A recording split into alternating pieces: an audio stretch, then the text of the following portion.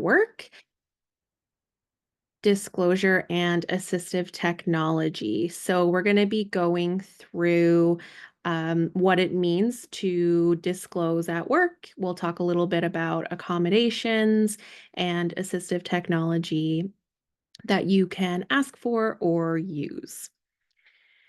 So to get started, my name is Becky Bishop. I am the Senior Manager of Youth and Adult Programs at Learn, Develop, Succeed, or LDS. We are a nonprofit charitable organization. We've been around since the 70s, and our mission is to support all children, youth, and adults meet their learning goals. So we support individuals who are either suspected or diagnosed with a learning difference. And for our adult learners in particular, we support them with both educational and workplace goals as well. I have been with LDS for a few years now. My experience ranges from teaching pre-K right up to people in their 60s and 70s. I specialize in working with people who have unique learning profiles. And I have quite a wide range of interests, which makes learning very exciting to me. So before we get into the workshop, I just want to acknowledge that I'm joining you and LDS is on the unceded traditional ancestral lands of the Squamish, Musqueam, and Tsleil-Waututh nations. I want to highlight the fact that Indigenous communities have always been stewards of holistic care and understanding that we are all interconnected with our environment, and their communities really acknowledge the need for diverse ways of knowing and being of value to community. And this can really offer employers lessons on how to make their workplaces more supportive. And we're reflecting on workplace disclosure as a very personal and vulnerable act. So the right to be able to disclose safely, to seek accommodations, and be met with respect is essential in creating workplaces that honor diversity in all forms. So as we're advocating for equity in the workplace, we also advocate for recognition and justice for Indigenous communities and sharing the right to exist without that fear of marginalization or misunderstanding. So with the overarching goal to create a more inclusive environment for everybody. So our workshop today looks a little bit like this. So we're going to talk about workplace disclosure, some disclosure considerations, knowing your rights, and requesting accommodations. So when we think of workplace disclosure, what words come to your mind? So you can feel free to post in the chat or unmute yourself and just say out loud what words come to your mind when you think about workplace disclosure.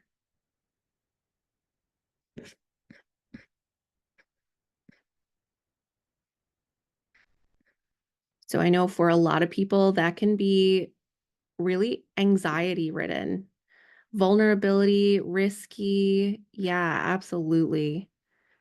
Absolutely.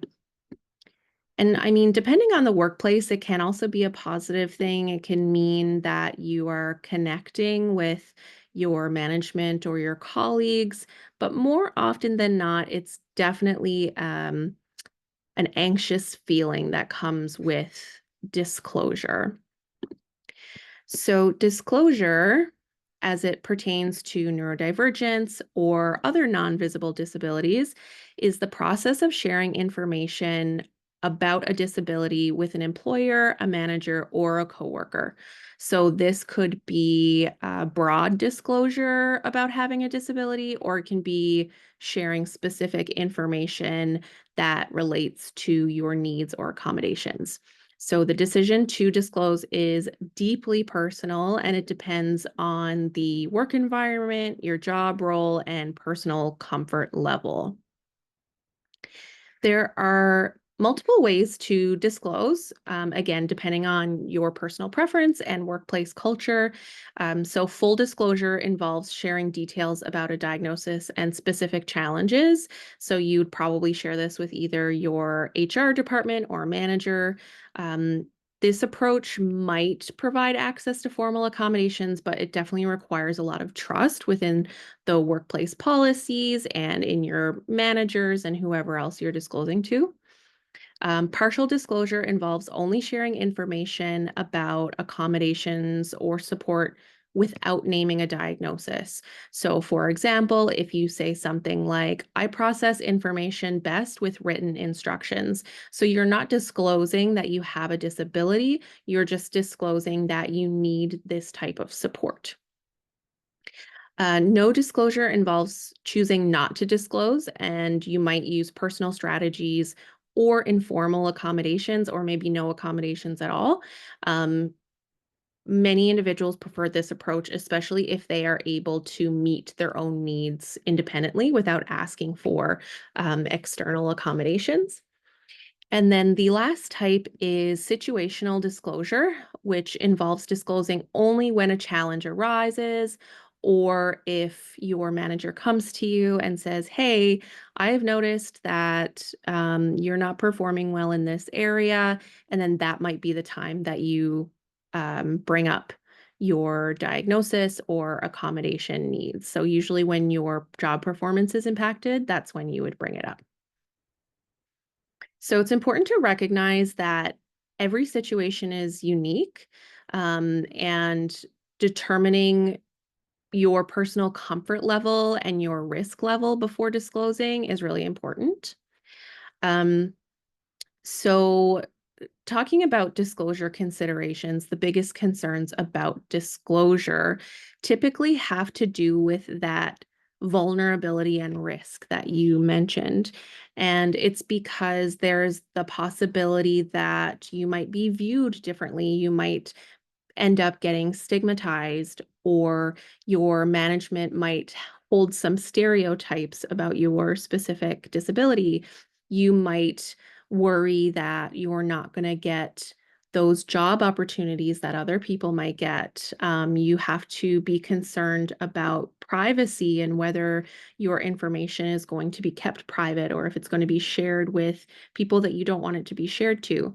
Um, so there are a lot of considerations when thinking about when you should disclose.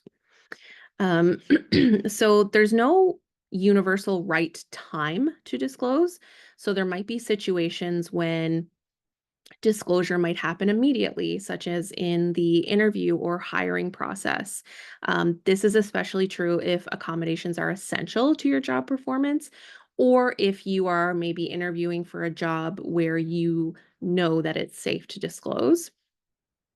You might wait to disclose until onboarding. So once you've gotten your position, you've been hired, and you're in the onboarding process, you may disclose then. Some people might not disclose again until their job performance is being impacted, or maybe well-being is being impacted, and you really need that support in order to keep going and be able to keep performing at your job. There might also be other opportunities to disclose. So, again, during a performance review, or you get some feedback, or maybe you get new management, or your role changes, or policy changes. That could also be a time to disclose. So, we're going to talk about some of the benefits and the risks of disclosure. Um, so if you do disclose it, you do have access to legal protections under workplace laws and the ability to request workplace accommodations or support. So sometimes sharing this information can create a sense of connection and trust with the potential opportunity to build a supportive work environment. So if the person you're sharing with is very receptive, you might build a little bit of a deeper connection there. If you are remaining silent or continuing to mask, that can cause a lot of stress. So feeling comfortable enough to unmask can give you a greater work satisfaction. It can create more work morale for you, especially when your colleagues and your managers show empathy and support to what you're experiencing. And you might also make others feel more comfortable expressing their needs and concerns, which it can be very important. Typically, if you see somebody else doing something and they've been successful doing that, other people are more likely to follow suit. On the other hand, disclosure is a very vulnerable process, regardless of those legal protections. So you might not be able to control how your information is shared. You might lose that sense of privacy about your information. You might not be able to predict how your colleagues or management are going to react to the disclosure, so that you're risking some stigma, bias, or misunderstanding there. If your colleagues or management already have negative stereotypes or assumptions about your specific disability, or they make new ones about your abilities, it could impact work opportunities. It might cause negative attitudes or negative workplace dynamics. It could make things worse. So, even if you do receive accommodations after disclosure, you could also have some uncertainty about whether or not they're going to be effective. And it could also put some undue pressure on you to prove your ability to perform when they are given. So you might be given an accommodation with the expectation that now that you have that accommodation, you will be able to do your work perfectly 100% of the time, no problem. But if the accommodation is not effective, or maybe you have good days and bad days, it can put that undue pressure on you. So, a hard truth, not every person or workplace will respond positively to disclosure. It is very risky to disclose personal information. So while you can never be 100% certain, there are some questions that you can ask yourself and do some research to assess whether an organizational culture is inclusive, or if a person might be safe to disclose with. So, starting with researching the company's values and mission statement.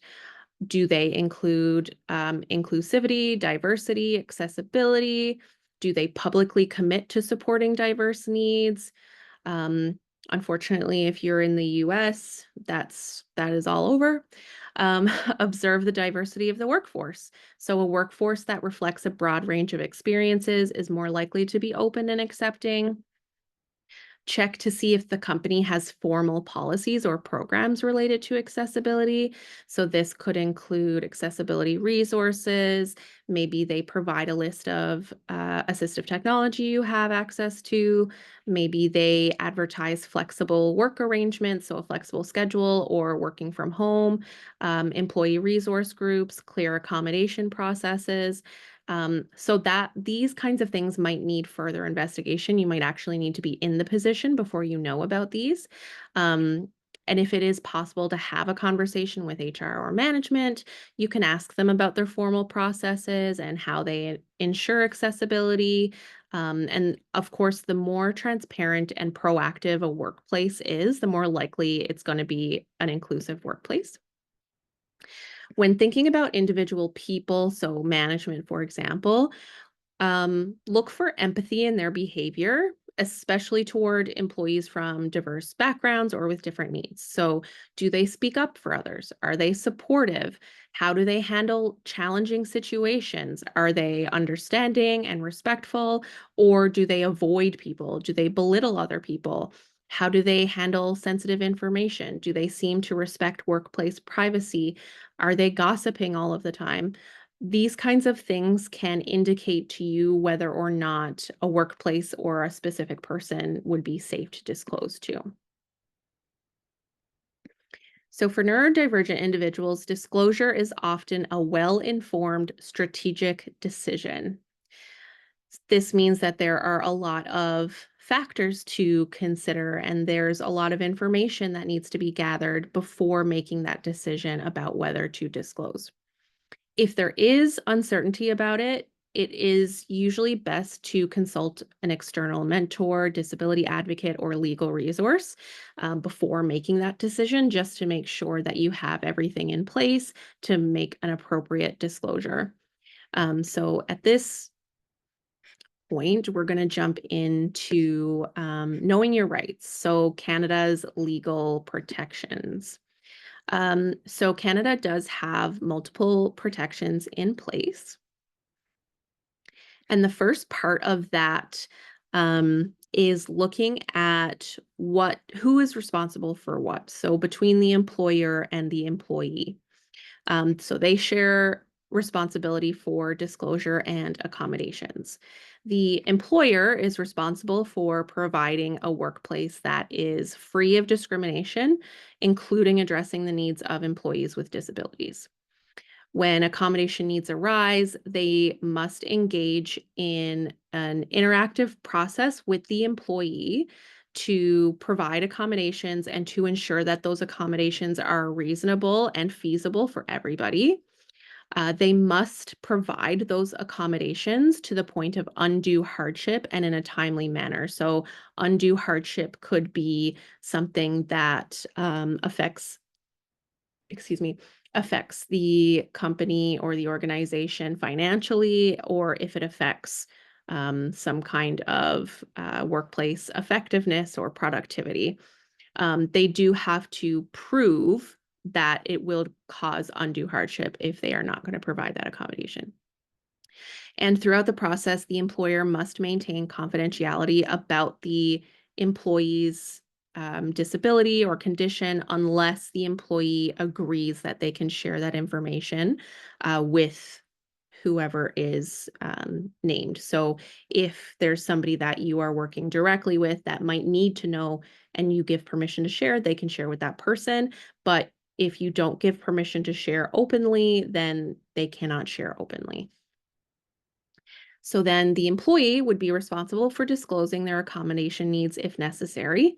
And when they do need those accommodations, they must also engage in that interactive process to determine the appropriate accommodations.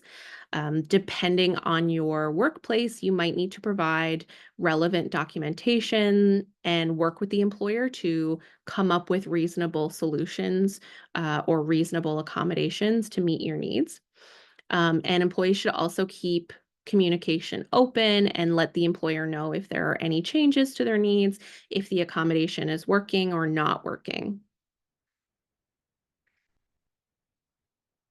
So, when we look at the Canadian Human Rights Code, there's something called the duty to accommodate.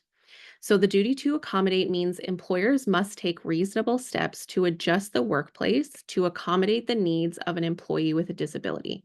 So, this might mean making physical changes to the work environment, changing specific work practices or procedures, or providing assistive devices.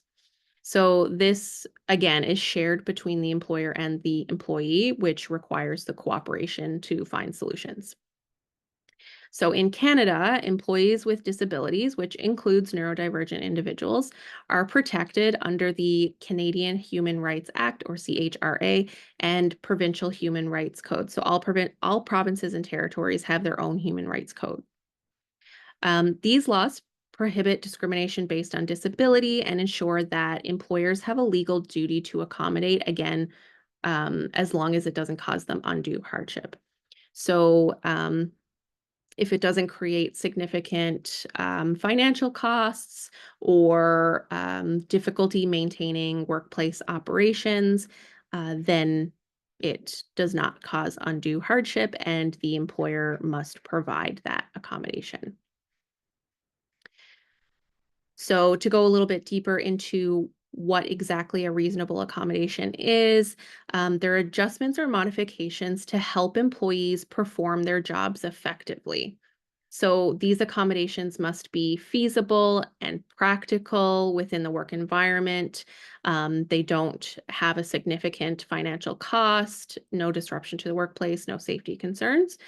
So some examples include flexible work hours or break schedules, modifications to the workplace. So that could be ergonomic furniture or quiet space, assistive technologies like speech to text software, noise canceling headphones, giving extra time for tasks or deadlines, maybe job restructuring. So that might look like shifting tasks to a different employee.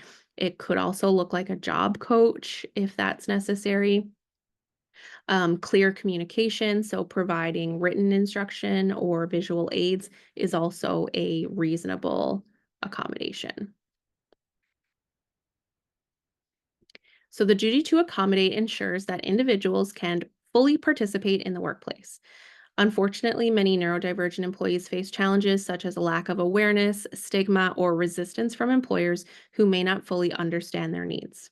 This process can feel emotionally taxing, requiring self advocacy and repeated explanations. So, this is especially challenging for individuals who have non-visible disabilities. So, if you are dealing with neurodivergence or some sort of chronic health condition that people cannot visually see, it can be really challenging to feel like you have to convince somebody else that this is having a negative impact on you. Also, if you are changing jobs or having to talk to different people, having to explain yourself over and over again can be really exhausting. And it's more often than not, people who have these kinds of challenges will just give up, stop explaining, just get through the day. And that's really not ideal for anybody. So we'll look at some information about accommodation requests. Accommodation requests can be formal or informal. So if you make a formal accommodation request, it's typically in writing and it outlines the accommodation needs. And it's typically used when you need an official process. Also, if your workplace has an official process, you'll likely go this formal route. If there is a designated accommodation request form, you might need to complete that. You might also need supporting documentation depending on the workplace. Informal accommodation requests usually happen in a conversation, either with your manager or HR, about the things that could help you with your work. um, if you do have this kind of informal accommodation request, it's always a good idea to follow up in writing. So whether you write a letter or an email just to confirm the details, that is very important to do. So when you are making an accommodation, the request should be clear, professional, and focused on your needs. So obviously starting with personal identification details, include your name and your job title. Find out whether you do need that supporting documentation. And you might need to make arrangements to get that. So you might need to visit your medical practitioner or psychiatrist to get that information if you don't already have it. Identify the challenges that you are having and use clear, direct language. So specify how they impact your work. Make a request for the accommodation with specific mention of the accommodation type and how it will help you. It's a good idea to be solution oriented and present proactive possible solutions and indicating a willingness to collaborate and make compromise if possible can be helpful as well. And then at the end, just reaffirming your commitment to the role and collaborating to find a solution. If you can avoid using any kind of emotional or confrontational language and instead stick with professional neutral language, that is also helpful. So I'm going to give you an example of what this looks like. So I've written this accommodation request. So, hi, writing to request workplace accommodations. My name is Becky. I'm the Senior Manager of Youth and Adult Programs at LDS. I am neurodivergent and experience challenges with sensory processing. I am oversensitive to compounding background noise. These challenges impact my ability to maintain focus in the open office space where I work. So to support my productivity and well-being, I would like to request the following accommodations. Accommodation 1, a quiet workspace or noise-canceling headphones to reduce auditory distractions. And accommodation 2, flexible scheduling to allow for short breaks when needed to manage focus and energy levels. I'm happy to collaborate and find solutions that are mutually beneficial. I'm open to discussing alternative accommodations that meet both my needs and the operational requirements of my role. Please let me know a convenient time to discuss this further. Appreciate your time and consideration in ensuring an inclusive and accessible work environment. So at the beginning, I clearly introduce myself. I start right off the bat by saying what it is that I'm writing for. So I'm writing this letter to request accommodations. This is who I am. This is my role. I am neurodivergent and experience challenges with sensory processing. So I did not actually specify what my diagnosis is. I left it more broad. And then I specifically mentioned that I have challenges with sensory processing. And then specifically said oversensitive to compounding background noise. And then following that, I specifically say that it impacts my ability to maintain focus in the open office space where I work.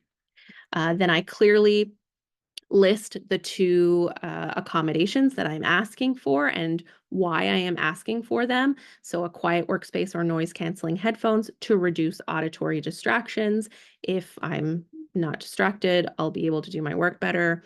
Flexible scheduling to take breaks and maintain energy levels. And then at the end, I offer the opportunity to collaborate to make sure that we can discuss these kinds of things further. So this is not a real letter, but these are real accommodations that I personally did ask for. Luckily, I work for a very neuro-affirming workplace, so it was not a problem, and I was able to get these accommodations. So yeah, just an example there for you. And so, unfortunately, there is a chance that if you make an accommodation request, it will be denied. That doesn't mean that that's the end of it. If this happens, there are many steps that you can take.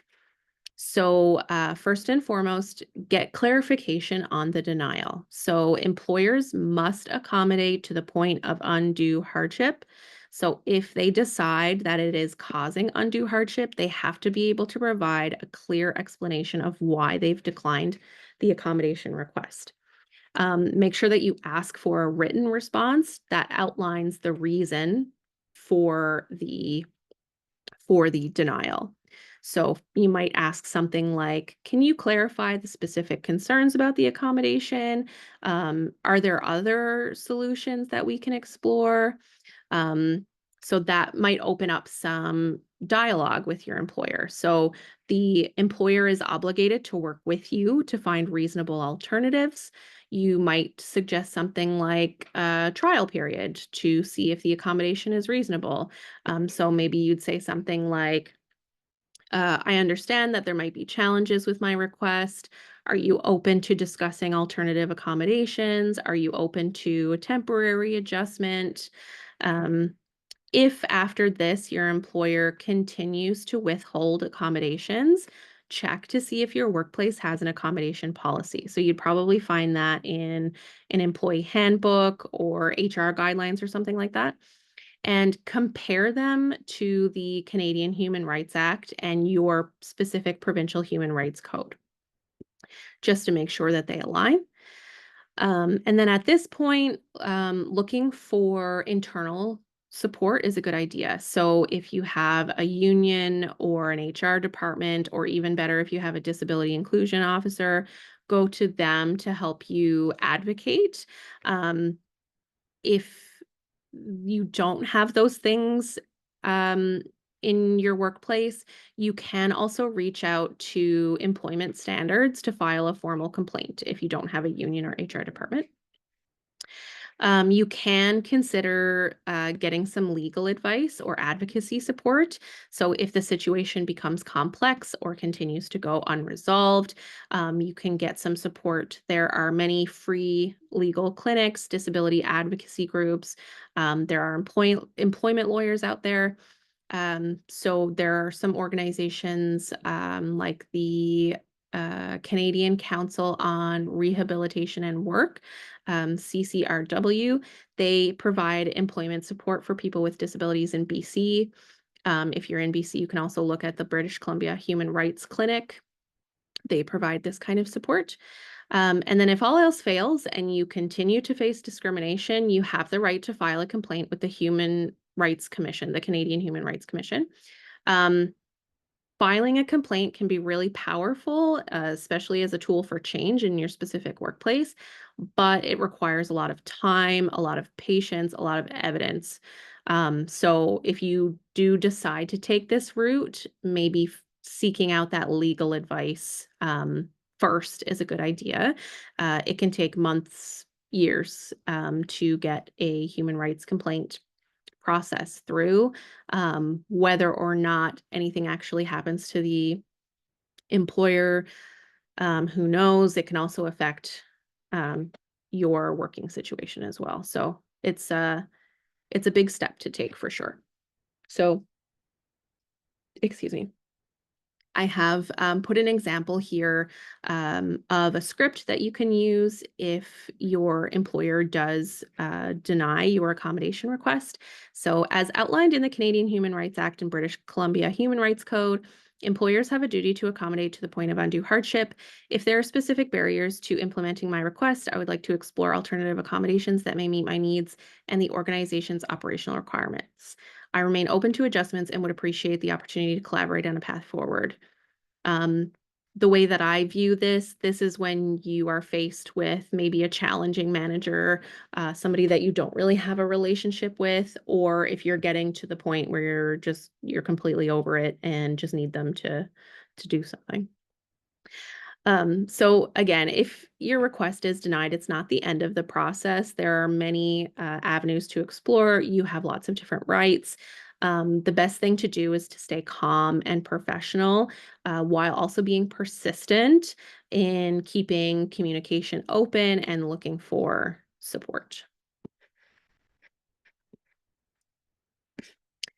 And so sometimes what that looks like is taking matters into your own hands. So, if your request is denied, or maybe you just don't feel safe asking for accommodations, you can use self advocacy and problem solving to meet your needs. So, there are many different assistive technologies like noise canceling headphones, organization apps, speech to text software. These kinds of things can be used without employer approval. Adjusting your workspace. So, if you can get some like organizational systems or fidget tools to help you. You can implement your own time blocking techniques. Might be helpful to have some written scripts for communications, automated reminders, work structure. That can be really helpful. If you do have any colleagues that you trust or even external support, so family, friends, or other organizations that can help you.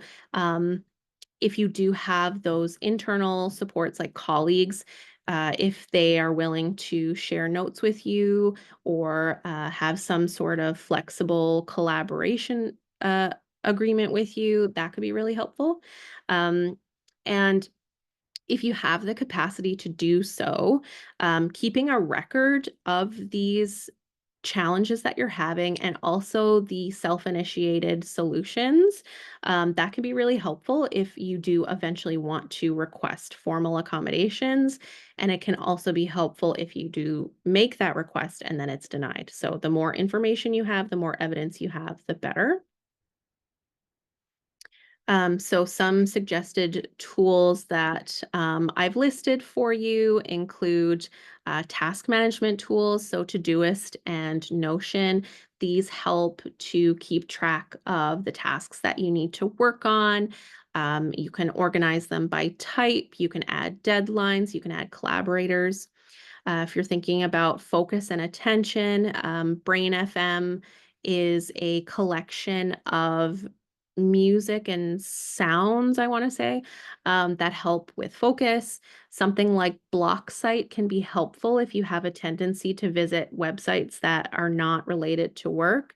So, for example, if you are always looking at the news and you need to stop doing that, you can use block site and block sites for a specific amount of time. If you need support with reading and writing, Speechify is a great text-to-speech tool. There are many other alternatives out there to Speechify, and then Grammarly is a really great editing tool. There is a free version and a paid version as well. If you're looking to better collaborate with coworkers, maybe you use something like Discord for chatting or Miro to lay out your ideas. If you do have any other suggestions, please drop them in the chat. Anything that you have used before that's really helpful, and I can add it here for when we share this, when we share these slides after the workshop. So, an inclusive and neuroaffirming approach to accommodation recognizes that neurodivergence is not a deficit. And when properly implemented, accommodations, flexible policies, and an openness to diverse work styles support individual success and foster a more innovative and equitable workplace. So, when an employer recognizes that giving people equal opportunities and leveling the playing field creates a more diverse and successful workplace. They're more likely to um, have improved innovation and efficiency and workflow. And then people tend to have a higher work morale and they are more positive about their work and they enjoy coming to work. And that's unfortunately, I think, rare these days to find workplaces like that. Um, and if you are somebody who has the ability to challenge the way that accommodations are offered at a workplace, and you'd like to learn more about that, like, please reach out. I would love to support that as much as possible. If you are an employer, sometimes offering accommodations without requiring people to ask for them can be helpful. So, for example, if you just put a couple of standing desks in your office, or you put some fidgets to the side, or you have a list of, accommodations that you can try, like that could be really helpful too, because it gives people the opportunity to access accommodations without having to put themselves in that vulnerable position to ask for them. Um, so, after this workshop, we will email out a recording of this workshop, and we'll also include a workplace disclosure and accommodations plan worksheet. So what this worksheet essentially looks like is a checklist of things that you need, a checklist of questions to ask yourself before you make any kind of disclosure.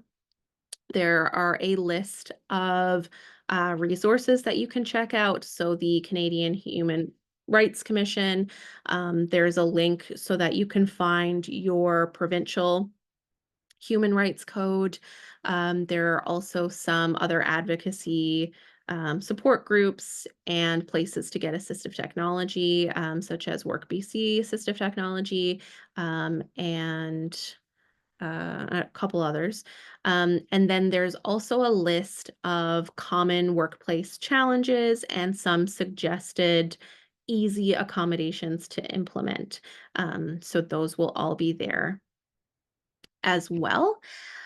And then you can also look to LDS for support. So we offer a lot of different programs for different goals and different um, types of individuals. So we offer level B assessments to identify strengths and areas of opportunities with executive functioning skills. Typically, executive functioning skills tend to be where most of those workplace challenges happen. So things like task initiation, working memory, or planning and organizing, those kinds of things. So we do offer that.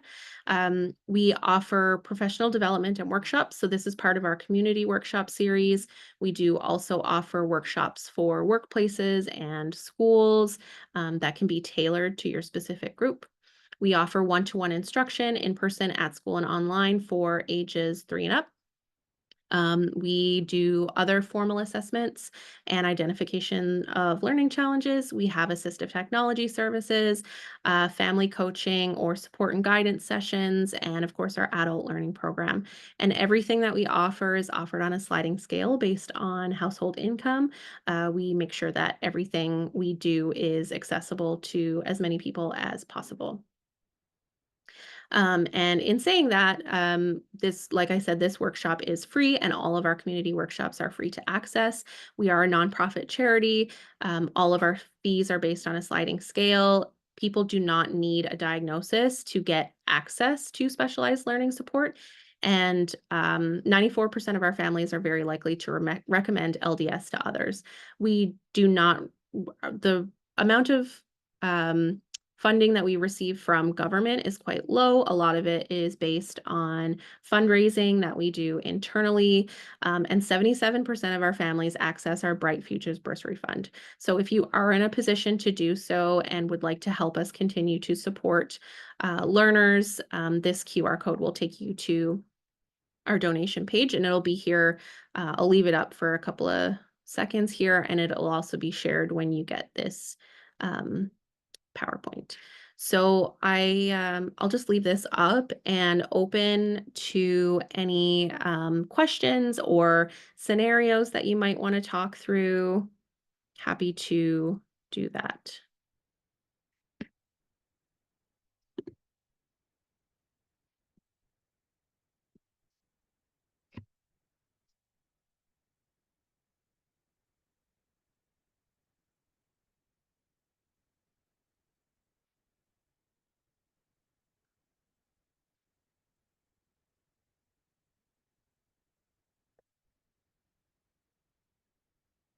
Or if you have ever disclosed before and you're open to sharing your experience.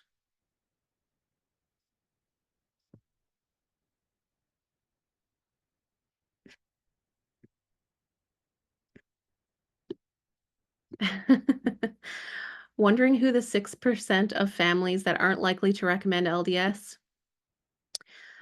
That's a great question. Sarah Jane, do you have an answer for that?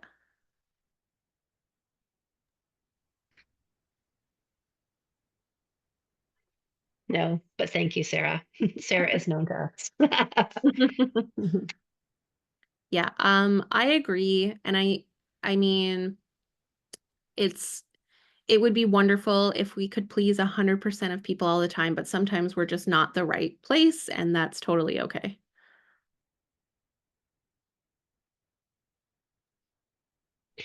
Becky, are there certain diagnoses that are more risky than others to be disclosing? Is there any? Mm, That really depends on the workplace and the employer. The reason I say that is because they are going to have their own individual assumptions and biases about specific diagnoses. So, you might encounter an employer who um, maybe you want to disclose that you are autistic, and perhaps the employer has a specific image or idea or picture of what autism looks like in an individual. um, and unfortunately sometimes that image comes with the thought that autistic people are not capable of doing this type of work. So maybe if you come and say like, I am autistic, I need these accommodations, it's possible that they might come back and say, well, you seem to have been doing well so far. You don't look autistic, so I don't think you actually need these accommodations. Um, that is a very possible scenario, and that can happen with pretty much any diagnosis. Um, it is, also an unfortunate truth that, if you do wait to disclose until a challenge arises or until later into your employment, that an employer could question why you didn't ask for it before and why you didn't need it before. And if you've got if you've gone this far, why do you need it now? Doesn't make any sense. Um, so yeah, very important to determine whether your employer or workplace is a safe one.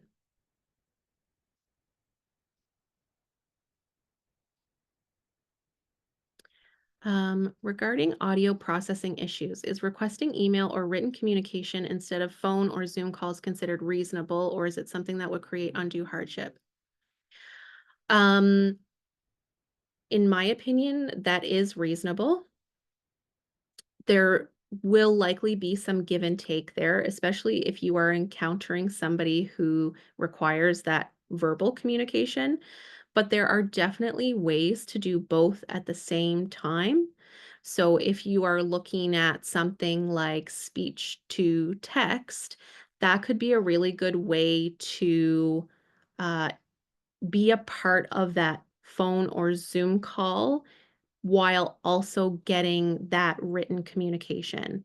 And you can do that through Google Docs, which is free. You can do it through Microsoft Word.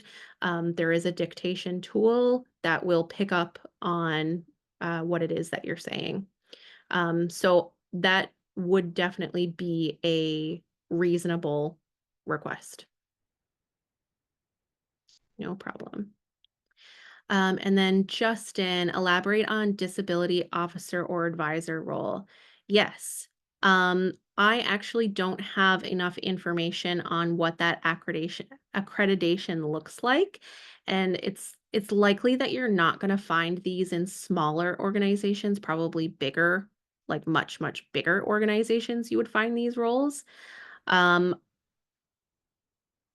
it's a little bit of a bigger conversation because a lot of times they don't actually have specific, um, education or experiences.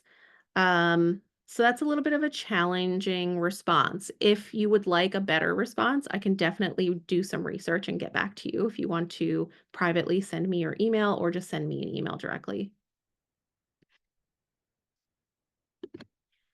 Have disclosed more informally, but struggle to request own accommodations, ask for what I need with more extroverted folks who want to see me via Teams or tend to not to get to the point when communicating tasks or who want to do working meetings, though I work better independently.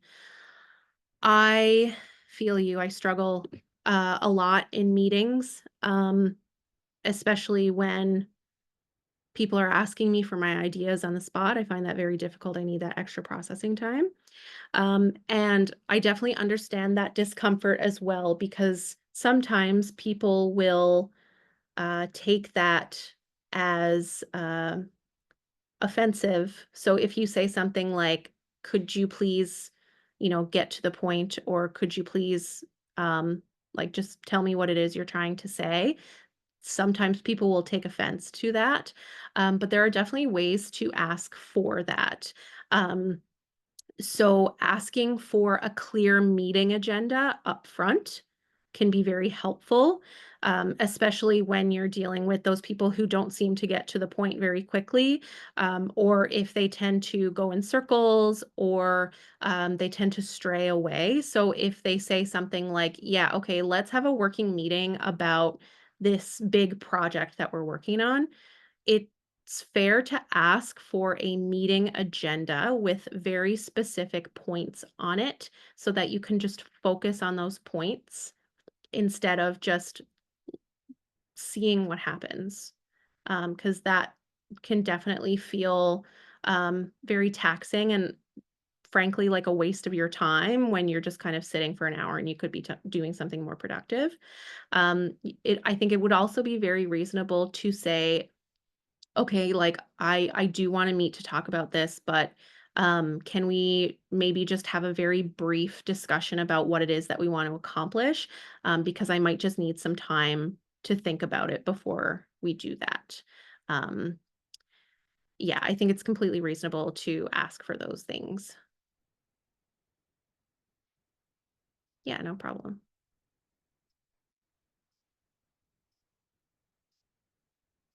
And it might also help because I know um, getting phone calls can be really can create a lot of anxiety. So when you have a coworker who just loves to jump on a call and says like, "Hey, do you just want to jump on Teams to chat about that?" and you're just totally not ready, give yourself that buffer time. So say like, "Yeah, I would like to, but I can't do it right now. Can you give me some time to get ready and prepare?" So like maybe like later at 2 p.m., like let's book 5 or 10 minutes to jump on a call. Um, yeah, getting used to saying like, yes, but not immediately. I need time to accept that I'm gonna have to get on a phone call with you. Very much so. Anxiety messes up your flow. Practicing saying later, please. Great job. Yes, do that. Um, Something to look into as well is transitioning. So if you, because you mentioned messing up your flow, if you're having a lot of interruptions or requests like that, you are attempting to transition to a different task or idea, and it's taking you a lot longer to do that. So practicing different transition techniques might be helpful to you as well. Um, that's definitely something that there's lots of information out there. You can also email me. I'd be happy to share some transition techniques.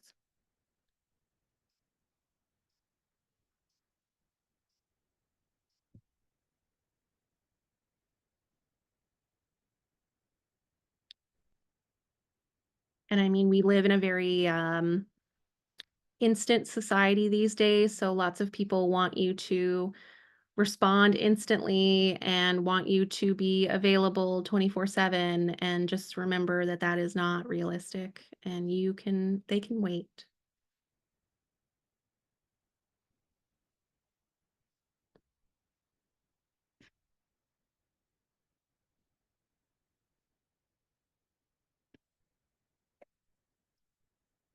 Yeah, I wish more people knew that too. Yeah, I agree.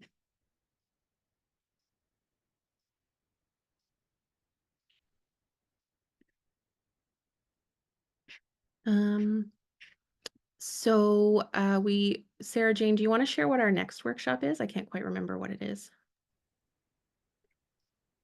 Sure. We're doing one that on kindergarten readiness, but we're also doing one that might be of more interest to this group on neurodivergence in women and girls.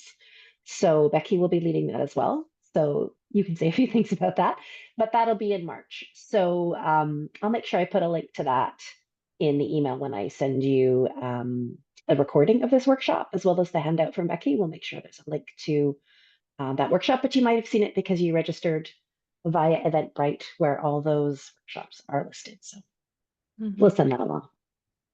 Our previous workshops are also on our website. So I did one on ADHD brain and neurodivergent New Year's resolutions. So those could also be helpful to you. And for the neurodivergence in women and girls, it's in honor of Women's Day. So I'll talk a little bit about Women's Day and some of the challenges that neurodivergent women and girls face and what we can do to work towards changing that. All right. I'll stop sharing, but I'll hang around for another minute or two if anybody else has any questions.